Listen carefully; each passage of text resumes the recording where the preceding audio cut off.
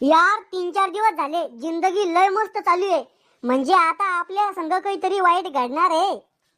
ए सांडा उठून बैस, आज आपल्या घरी पाहुणे येऊ राहिले.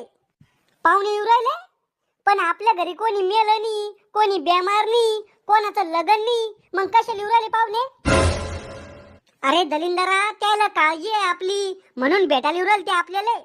ज्या लोकांना आपलं चांगलं दिसत नाही त्याला आपली काळजी कधीपासून व्हायला लागली? शिल्लक शहाणपणा करू आला का? मॉम, तुला माहितीये का माणूस समजदार केव्हा होतो?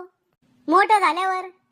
नाही, जेव्हा माणसाला समजतं आपल्या बापाकडचेच पाहुणे हरामखोर नाहीये, मायकडचे पाहुणे बी लय भडवे, तेव्हा माणूस समजदार होतो.